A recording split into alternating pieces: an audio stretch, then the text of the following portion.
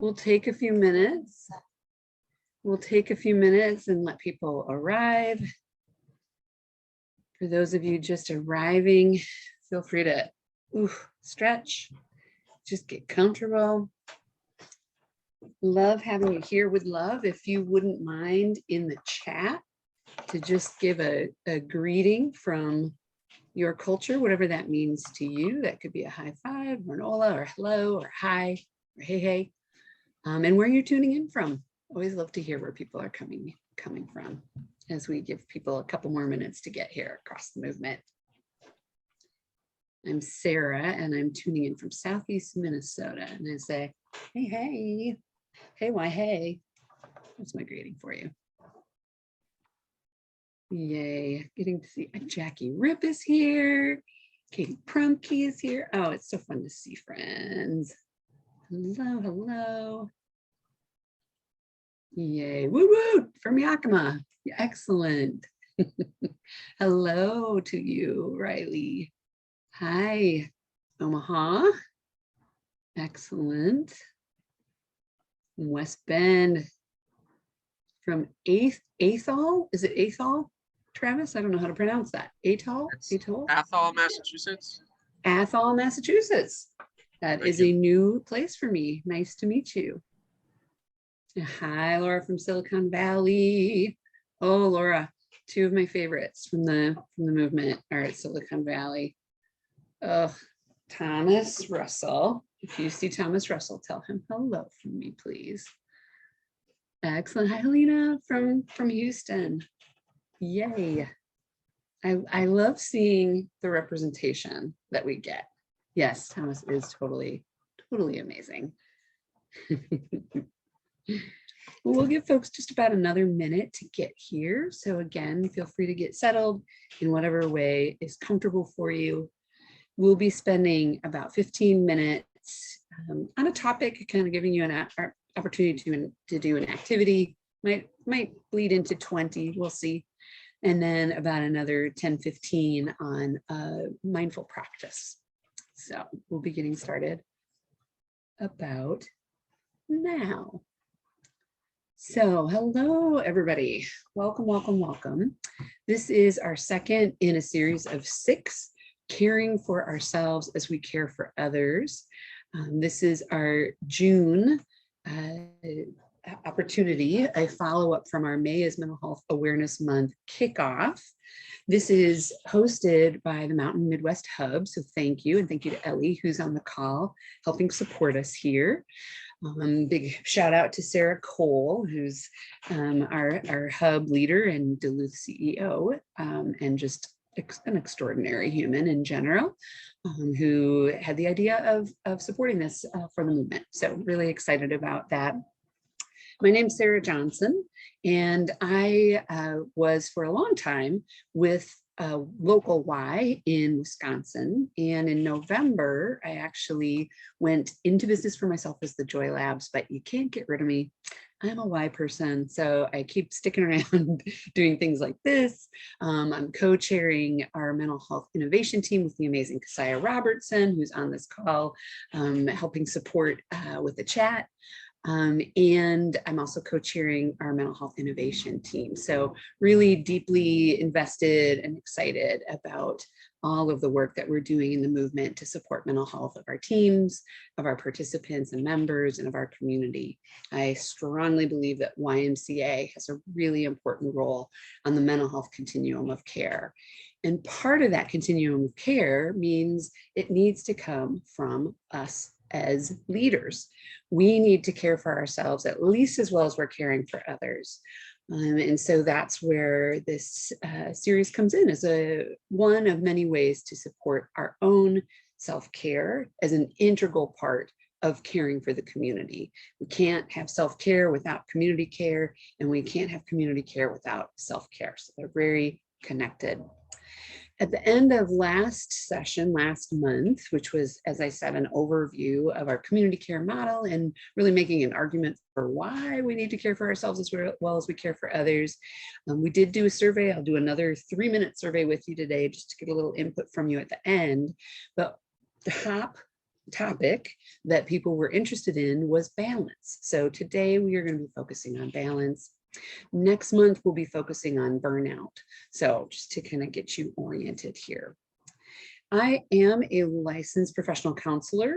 This is me, Sarah Johnson, as I said, and I am now with my self-owned business, the Joy Labs.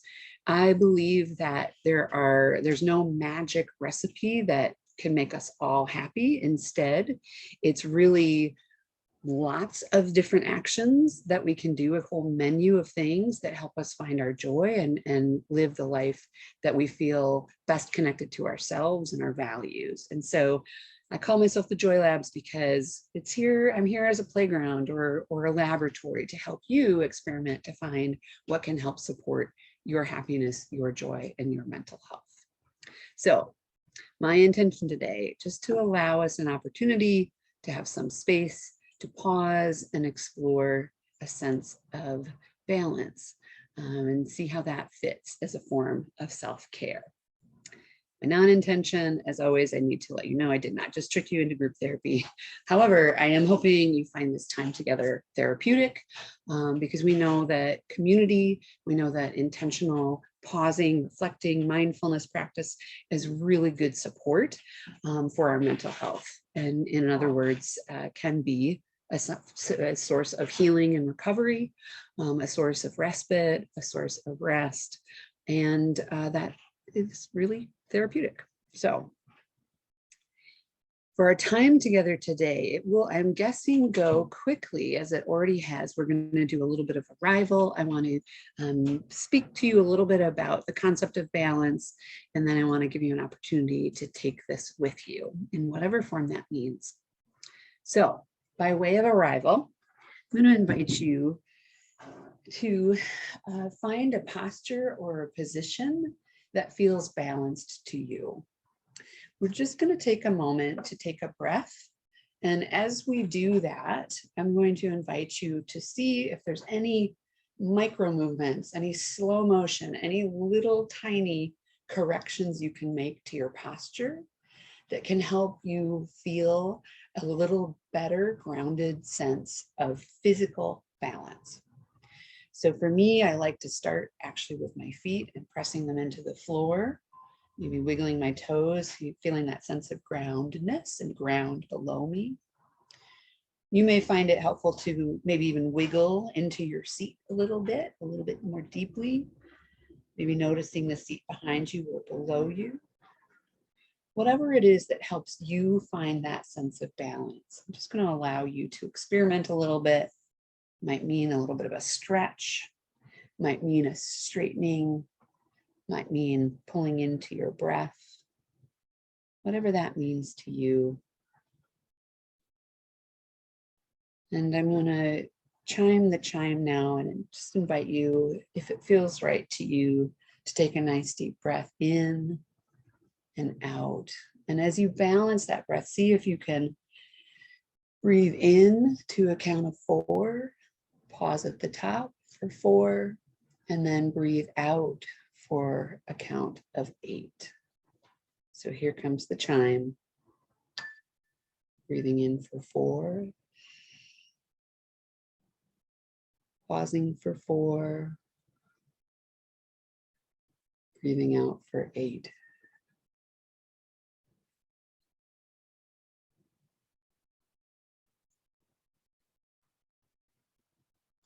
Now bringing your attention back to your breath and allowing it to return to its natural pace.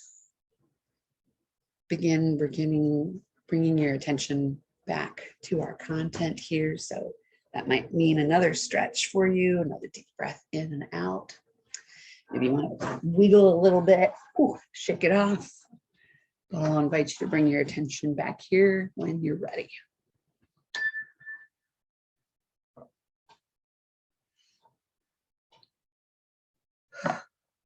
Okay, welcome back. Welcome back. So as I mentioned to you, self-care is deeply rooted in our ability to show up for our community. So I just want to give you just a moment of gratitude. Maybe you want to even like pat yourself on the heart or on the back, give yourself a little squeeze or like a little thumbs up or high five yourself for showing up in this moment to take care of you, knowing that that is going to enable you to have a stronger foundation to show up for yourself, for the people you love, for the people you serve, and for our community. So thank you for caring for yourself to help enable yourself to care for our communities. Thank you for that. As we think about balance today, so I want to encourage you to consider this. One of the things we as humans are good at doing, especially those of us who are busy, go-getters, achievement oriented, blah, blah, blah. We're really good at getting in our head and being really cognitive about things. Now, what I mean by that is we're good at like thinking things through, but not necessarily like thinking about a thing, but not actually embodying the thing. Now, our thinking is technically a part of our body, right? Because our brain is in our container, our body. So that's why it can be helpful, instead of simply thinking about a concept, but to actually practice the concept. Meaning, I could tell you and give you a long lecture today on how to balance on a bicycle. Meaning I could explain to you, which leg you need to put over the side of the bike, how to grip the handlebars, which muscles you might want to use, how you can use momentum to actually help yourself balance on that bicycle, right? I could give you the whole scientific lecture. I mean, I have to do a little research to actually be able to do that, but I could in theory give you a lecture on how to balance on a bicycle. That does not mean that you then could get on a bicycle and know how to do it based purely on my description.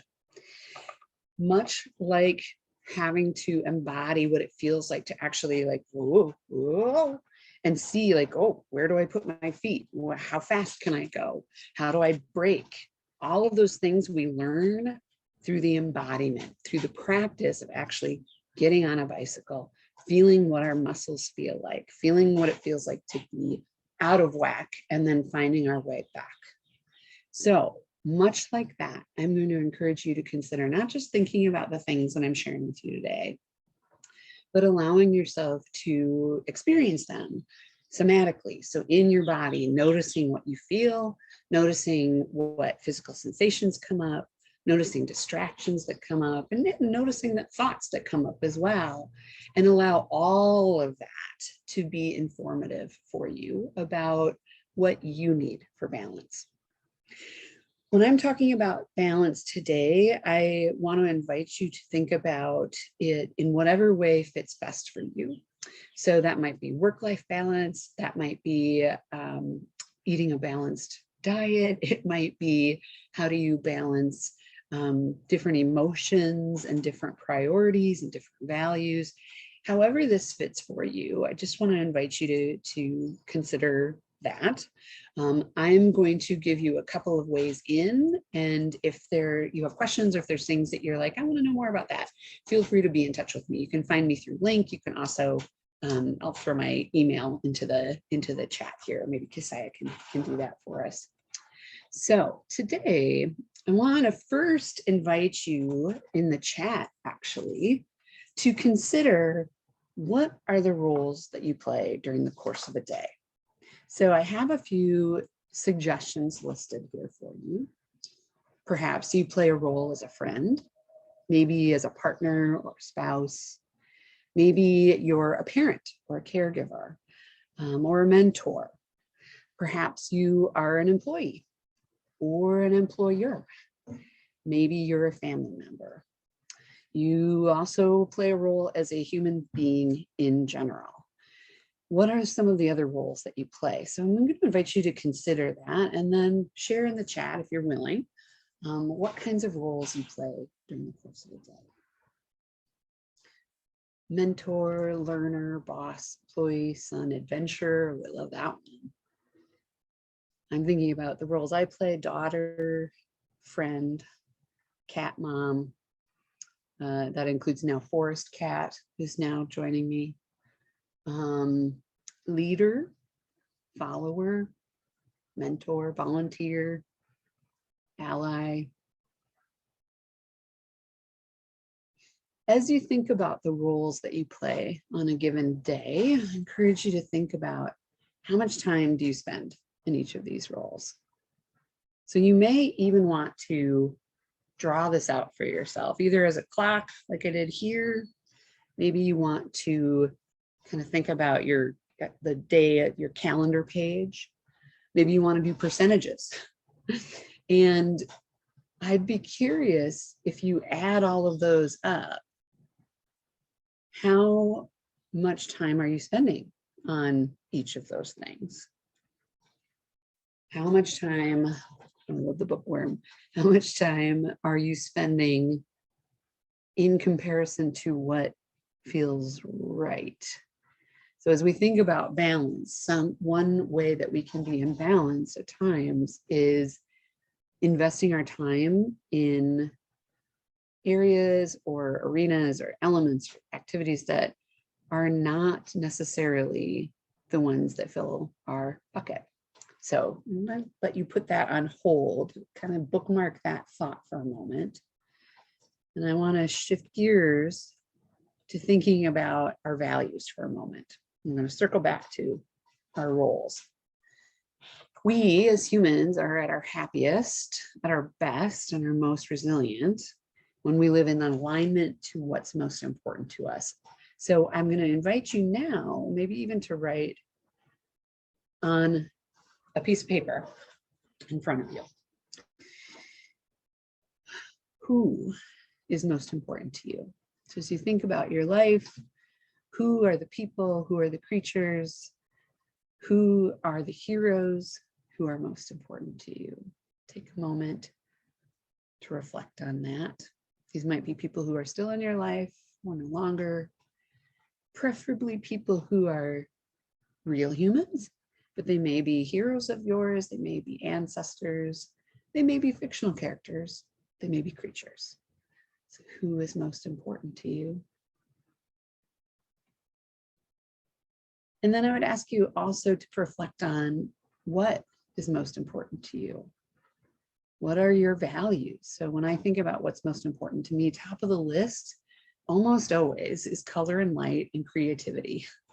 So if I can play and connect and collaborate and be creative, that's when I'm at my best. That's when I'm at my happiest. So what are the values that are most important to you? It might be belonging, it might be serving, it might be pleasure and joy, it might be spirituality, work, learning, growth. I'll let you reflect on that. And as you do, I want to invite you to consider, what have you done in the last 24 hours to honor the who and the what? By honor, I mean, how did you pay tribute to who or what is most important to you? And this might be in a small way. It might be a moment of just, like for me, I've got a little altar to my mom right there that I can see every day. And it might just be, hey, Mom, as I walk by. She's no longer with me. So that little tribute right there is a way of honoring.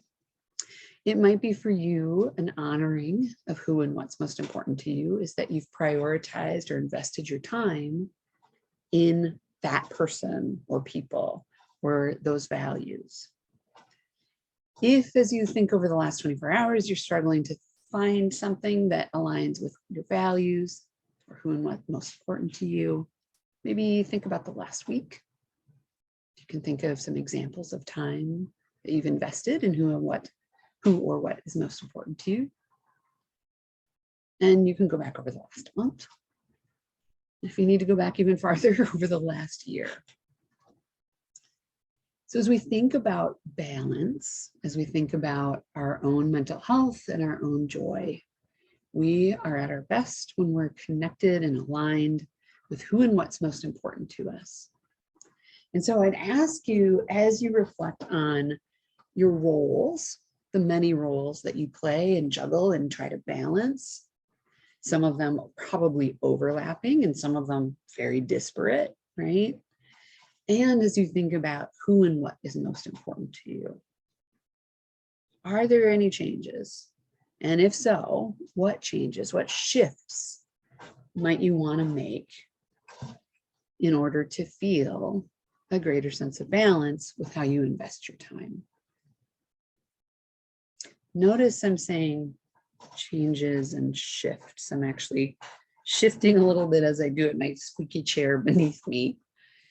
As we think about balance, oftentimes it's not a huge shift that we need to make. In fact, huge shifts might throw us even farther out of balance. And so considering what are the small micro movements that you can make, that you can experiment, the tiny little actions in the course of your day that might help you bring some more balance. This might be adding a breath to your day. This might be adding one text message a week to somebody you love, right? Just send them a GIF. Send them that GIF of the cat wearing the monkey outfit, eating the banana. Have you seen that? Like that could be a tiny little shift that can help you recalibrate. Couple of tools that I want to offer you, and this slide deck is going to be available to you. Casey, I will be putting that in the chat for you here in just a couple of minutes. This is actually pulled from a skill sheet that I'm offering you that's called Balance, and it has both the roles and values activity that we've done, and it has this suggestion for a simple practice that can help with recalibrating on a daily basis that takes very little time. So looking at setting a morning intention, this could happen before you even get out of bed. So your eyes open on the day, before you grab the phone, a stretch, a fluttering of the eyes open, maybe a breath in, reflecting on how charged your battery is that day, which gives you important information about your energy and capacity potentially for that day. And then choosing what your intention or what your focus is for the day. Maybe a self-care strategy, maybe 1, 2, 3. And then really only the top 3 items on your to-do list, giving yourself some grace to know that there's going to be a new to-do list tomorrow. Then at the end of the day, similarly, at some point before your eyes go closed again and you lose consciousness and rest for the day, a reflection on how the day went, another battery charge that can give you some good information. What you're grateful for can be a really helpful practice in helping reset the brain towards the positive. And then anything you want to learn and take away from that day. So this simple reflection in the morning, in the evening, it doesn't even have to be every day, but as often as you're able to do it, can be really helpful in those daily recalibrations. Again, if we can recalibrate in the moment instead of having to do a huge recalibration, that can be really helpful. Important skill, if you are having difficulty finding your balance, I strongly encourage you, as I would with any kind of issue that you're having, asking for help when you need it.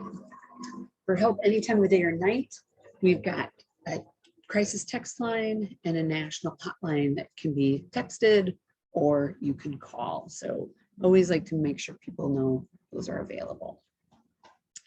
So for your takeaways, before we get there, I want to go back to balance for a moment, and I'm going to stop sharing so that we can actually do one more mindful practice. This one I'll invite you to actually do as a standing practice. And so much like we did for our sitting practice, for this one, I encourage you to find, again, a posture, this time standing, if that's available to you, in which you can feel a sense of groundedness, so the ground below you, and a sense of balance. I encourage you to consider starting from the bottom of your feet if that works for you. Maybe you want to start from the top of your head, or maybe you don't want to do this piece at all, and that's okay too. But I like to scan. So scan up from my feet all the way up to the top of my head and just noticing slowly, are there places where I maybe could bring more balance, more sense of groundedness to the space. So I'll allow you to do that. It may mean some stretches, some wiggles, some shifts. You may wish to place your attention on your breath. That can be helpful, and maybe you want to slow that breath down again. Maybe you want to do the square breathing with the 4 in, 4 resting at the top, and 8 out.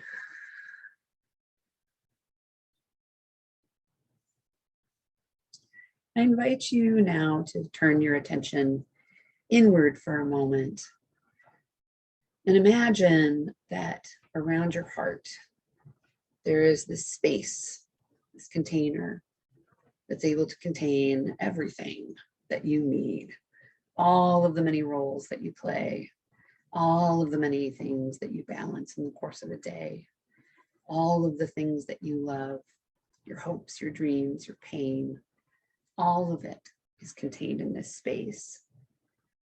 And I want you to imagine that you can breathe in and expand that space, create a greater spaciousness and more room for all that you hold.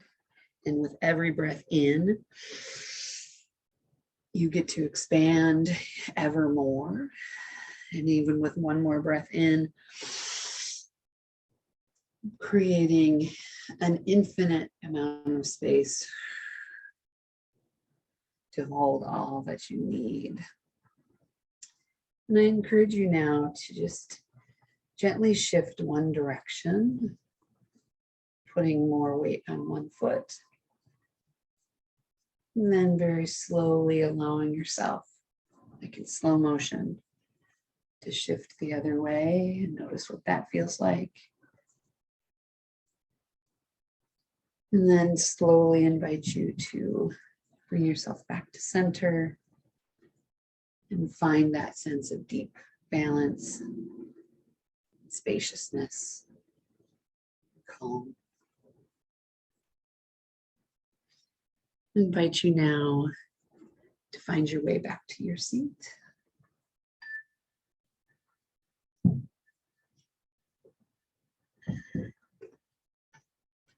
And if you need to spend a few minutes in this space, balance, equanimity, calm, expansiveness, I encourage you to do so.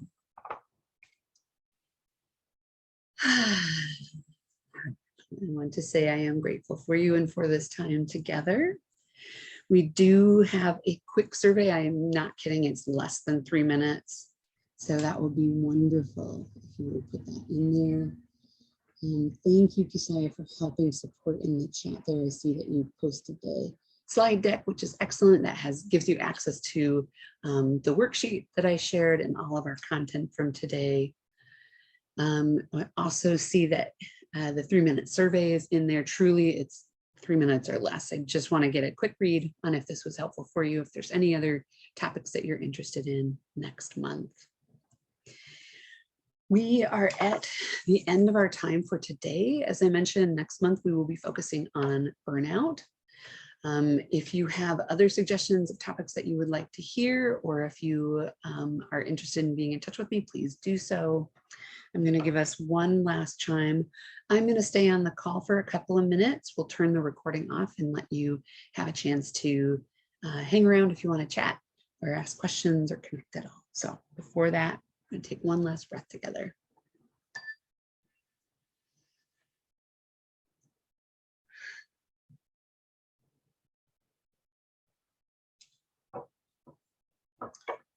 Thank you, thank you, thank you for your time today.